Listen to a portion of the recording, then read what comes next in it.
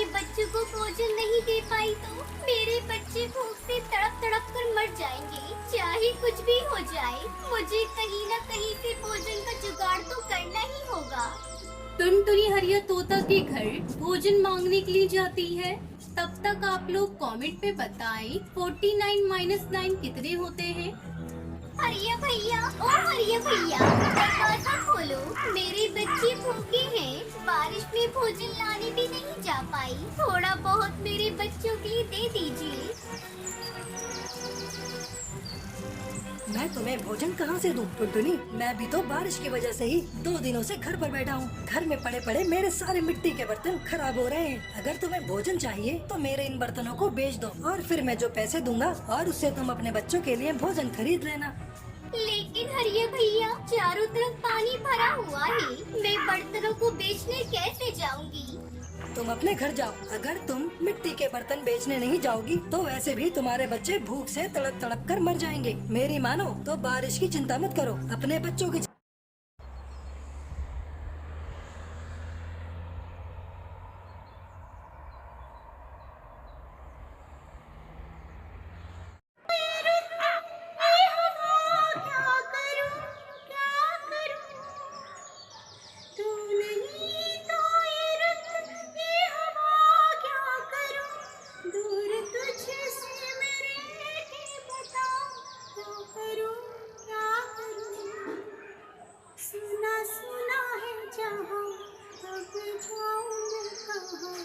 बस इतना मुझे बतला जा, भीगा भीगा ऐसे मुझे पुकारे, मेरा दिल पुकारे। एक दिन जब अपनी सिंगिंग क्लास से घर आई तो वो अपनी माँ टोनी से कहती है, अरे अम्मा, मैंने सिंगिंग पूरी सीख ली है। मैं जल्दी अपने सिंगिंग एकेडमी खोलूंगी, जहाँ मैं गरीब बच्चों को बिल्कुल कम फीस में सिंगिंग सिखाऊंगी। टुनटुनी, अब ये सिंगिंग विंगिंग बहुत हो गया। तुझे सिंगिंग बहुत पसंद थी ना, इसलिए मैंने तुझे आज तक सिंगिंग सीखने से मना नहीं किया। लेकिन अब तू बड़ी हो गई है, कुछ ही दिनों बाद तेरी शादी हो जाएगी, फिर तू अपने ससुराल में जाकर सिंगिंग एकेडमी खोलते रहना। तब तक आप लोग कमेंट पे बताएं 76 - 67 कितने होते हैं। नहीं माँ, मैं अभी शादी नहीं करूँगी, मुझे शादी नहीं करनी। खबरदार, जो तूने इस विषय पे एक बात और बोली तो मैंने तेरी शादी के लिए तेरी मासी से कहा है, कोई अच्छा रिश्ता मिलते ही मैं तुम्हारी शादी कर दूंगी। टुनटुनी चुपचाप अपनी माँ की बातों को सुन। नीलो चिड़िया घर घर चूड़ी बेचने का काम करती थी। नीलो चिड़िया का व्यवहार बहुत अच्छा था, इसीलिए जंगल के सारे पक्षी खरीदना पसंद करते थे। अरे अरे नीलो चिड़िया, मेरी पत्नी के लिए वो हरी चूड़िया तो देना।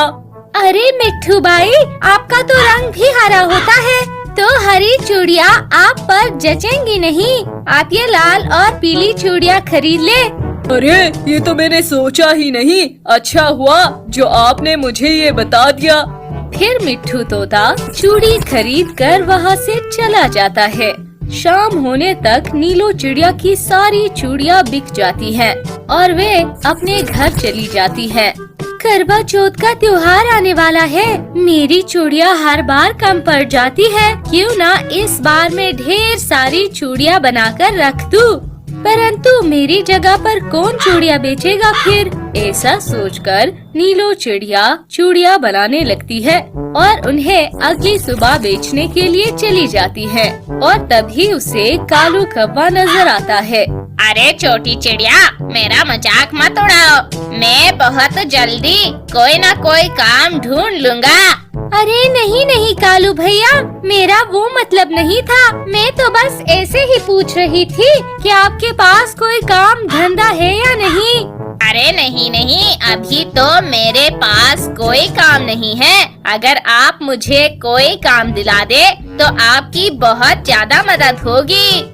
अरे कालू भैया, हर साल करवा चौथ के त्योहार पर मेरी चूड़िया कम पड़ जाती है, इसीलिए मैं दिन रात चूड़िया बनाऊंगी। आप मेरी जंगल जाकर चूड़िया बेच आओगे ना? अरे ठीक है चिड़िया बहन, मैं जंगल जाकर चूड़ी बेच दिया करूँगा, परंतु एक दिन के पूरे 500 लूँगा। ठीक है कालू भाई, आप कल से मेरे घर आ जाना। ऐसी बातें करके नीलो चिड़िया वहाँ से चली जाती है। अगली सुबह कालू कौवा नीलो चिड़िया के घर आ जाता है। नीलो चिड़िया उसे चूड़ियों से भरा टोकरा दे देती है। अरे नीलो चिड़िया, आप आराम से चूड़ियाँ बनाओ, मैं अभी जाता हूँ और ये सारी चूड़ी बेच कर आता हूँ। फिर कालू कौवा वहाँ से चला जाता है और खूब मन लगाकर चूड़ियाँ बेचने लगता है। चूड़ियाँ ले लो चूड़ियाँ, नए नए डिजाइन की चूड़ियाँ ले लो। चूड़ी वाला, नए नए डिजाइन की चूड़ियाँ ले लो, रंग बिरंगी चूड़ियाँ ले लो। अरे होय कालू, तूने कब से चूड़ी बेचने का काम शुरू कर दिया है? नहीं नहीं कबूतर, ये चूड़ियाँ तो नीलो चिड़िया की है, मैं तो बस इन्हें बेचने आया हूँ। हाँ, तभी मैं कहूँ कि नीलो चिड़िया आज चूड़ियाँ बेचने क्यों नहीं आई। लूसी कबूतरी कालू कौवे से लाल रंग की चूड़ियाँ खरीद लेती है। फिर कालू कौवा दूसरी गली में चूड़ियाँ बेचने के लिए चला जाता है। शाम तक कालू कौवा सारी चूड़ियाँ बेच देता है और नीलो चिड़िया के घर की तरफ चला जाता है। अरे वाह कालू भाई, आपने तो आज के पहले ही दिन सारी चूड़ियाँ बेच दी। ये लो आपके 500 रुपए। ठीक है नीलो, अब मैं अपने घर को चलता हूँ, कल सुबह मैं आ जाऊँगा। फिर कालू कौवा अपने घर को चला जाता है और 500 का नोट अपनी पत्नी गोरी कौवी को दे देता है। अरे कालू कौवे, आपको ये 500 रुपए का नोट कहाँ से मिला? फिर कालू कौवा गोरी कौवी को सारी बात बता देता है। अरे गोरी जी, नीलो चिड़िया ने मुझे काम पे रख लिया है और वह मुझे हर दिन के 500 रुपए देगी। अरे क्या कहा कालू जी, आप नीलो की चूड़ियाँ बेचते हो? मेरे पास एक आइडिया है जिससे आपकी एक 500 की नोट की जगह कई 500 के नोट कमेंगे। फिर गोरी कौवी कालू कौवे को अपना आइडिया बताती है और फिर वो दोनों सो जाते हैं। अगले दिन कालू कौवा बिल्कुल वैसा ही करता है। वो अपनी चूड़ियों की टोकरी लेकर एक सुनसान सी जगह पर बैठ जाता है और एक भी चूड़ियाँ नहीं बेचता। अब आएगा शाम को मजा, जब चिड़िया को पता चलेगा कि उसकी एक भी चूड़ी नहीं बिकी। इस तरह कालू कौवा वहीं पर सारा समय बिता देता है और शाम के होते ही वो चूड़ियों का टोकरा लेकर नीलो चिड़िया के घर में चला जाता है। ये क्या कालू भैया, आज तो आपने एक भी चूड़ी नहीं बेची। आखिर ऐसा क्या हुआ है जो मेरी एक भी चूड़ी नहीं बिकी है? अरे चिड़िया बहन, अब हमारे जंगल में कई और पक्षी चूड़ियाँ बेचने के लिए आए हैं और वह है सस्ते दामों में चूड़ियाँ बेच रहे हैं, इसीलिए किसी ने भी मुझसे चूड़ियाँ नहीं खरीदी। ये सुनकर चिड़िया दुखी मन से कालू कौवे से कहती है, कोई बात नहीं कालू भैया, कल से आप भी और पक्षियों के रेट से ही चूड़ियाँ बेचना। ये सोचकर कालू कौवा बहुत खुश हो जाता है और वो मन ही मन सोचने लगता है, वाह, गौरी का आइडिया तो एकदम काम कर गया, अब तो मेरी कल से भल्ले ही भल्ले होगी। फिर कालू कौवा अगले दिन चूड़ी बेचने के लिए बाजार जाता है और कई पक्षी कालू कौवे को देखकर उसे घेर लेते हैं। अरे कालू कौवे, मुझे जरा ये पर्पल रंग की चूड़ियाँ तो दो, मैं कल से ही आपका इंतजार कर रही थी। अरे नहीं नहीं कालू भैया, आप सबसे पहले मुझे चूड़ियाँ दो, मुझे तो ब्यूटी पार्लर भी जाना है।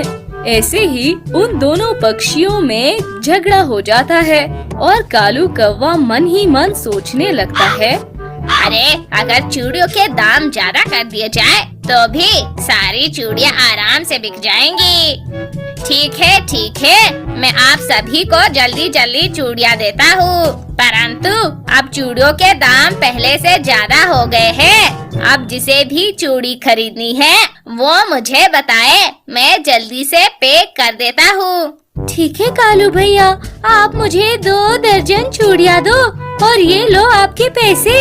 फिर कालू कौवा सारी चूड़ियाँ बेच देता है और वो रात को नीलो चिड़िया के घर पर चला जाता है और उसे 300-500 के नोट दे देता है। नीलो चिड़िया, आज तो सारी चूड़ियाँ बिक गई। अब आप मेरे भी पैसे दे दो, मुझे अपने घर को जाना है। नीलो चिड़िया कालू कौवे को एक 500 का नोट दे देती है। कालू कौवा घर को आकर गोरी कौवी को 4-4-500 के नोट दे देता है। अरे गोरी जी, आपकी आइडिया की वजह से हमें 1500 रुपए की बचत हुई। उस चिड़िया को तो पता ही नहीं चला कि उसकी चूड़ियाँ अब सस्ते नहीं बल्कि महंगे दामों में बिक रही है। कालू जी, लगता है इस करवा चौथ पर हमारी कमाई भी अच्छी हो जाएगी। वह पति पत्नी बहुत खुश थे। अब कालू रोज ऐसा ही करता था। वह थोड़े से पैसे चिड़िया को देता था और ज्यादा पैसे अपने पास रखता था और चिड़िया भी मुसलसल चूड़ियाँ बना रही थी। अरे, चूड़ियाँ बनाने का गोंद तो खत्म हो गया। लगता है मुझे उसके लिए बाजार जाना पड़ेगा। ऐसा सोचकर नीलो चिड़िया बाजार की तरफ निकल पड़ती है और वह कालू कौवे को ज्यादा पैसों में चूड़ियाँ बेचते देख लेती है। अरे अरे, ये कालू भैया तो मुझसे भी ज्यादा पैसों में चूड़ियाँ बेच रहे हैं और मुझसे झूठ कहा कि जंगल में कई सारे पक्षी चूड़ियाँ बेचने आते हैं। नीलो चिड़िया ये सब देखकर अपने घर को चुपचाप चली जाती है। शाम को कालू कौवे से वो कहती है, कालू भैया, आपका बहुत बहुत धन्यवाद, मगर अब मैंने बहुत सारी चूड़ियाँ बना ली है तो आपको कल से काम पर आने की जरूरत नहीं है। मैं कल से अपनी चूड़ियाँ खुद बेचना शुरू कर रही हूँ। लगता है नीलो चिड़िया को मुझ पे शक हो गया है, इसीलिए वह मुझे काम से निकाल रही है। ना अच्छा काम था। फिर कालू कौवा अपने घर को चला जाता है और वो गोरी कौवी को सारी बात बता देता है। कालू जी, हो न हो उस नीलो चिड़िया को आप पर शक हो गया है, वरना इतनी जल्दी तो इतनी ढेर सारी चूड़ियाँ नहीं बन सकती है ना। अरे हाँ गोरी जी, आप ठीक कह रही हो। मुझे काम से निकालकर उस चिड़िया ने बहुत गलत किया है। मैं उससे इसका बदला जरूर लूँगा। फिर कालू कौवा शाम को नीलो चिड़िया के घर चला जाता है और उसके घर से सारी चूड़ियाँ चुरा लेता है और उन्हें अपने घर में छुपा देता है। इस तरह से सुबह हो जाती है। हाय हाय, ये क्या हुआ? मेरी सारी चूड़ियाँ किसी जालिम ने चुरा दी। मेरी सारी मेहनत किसी दुष्ट पक्षी ने खत्म कर दी। धीरज रखो चिड़िया बहन, उस चोर ने आपकी मेहनत चुराई है, आपकी कलाकारी नहीं। वे कुछ दिनों तक तो चूड़ियाँ बेचकर कमा लेगा और कुछ दिनों के बाद वो मर जाएगा। इधर कालू कौवा भी दूसरे जंगल जाकर नीलो चिड़िया की चूड़ियाँ बेचने लगा था। उसकी ढेर सारी चूड़ियाँ बिक रही थी। आज तो मजा ही आ गया।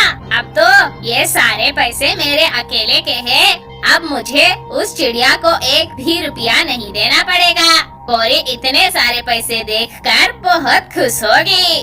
कालू कौवा पैसे लेकर मन मस्त उड़ा जा रहा था कि उसकी टक्कर एक सूखे पेड़ के साथ हो जाती है और वह घायल होकर जमीन पर गिर जाता है। अरे कालू जी, आपको इतना बड़ा पेड़ दिखाई नहीं दिया क्या? उससे टकरा गए। अगर देख के उड़ते तो आपका एक पंख सही सलामत होता।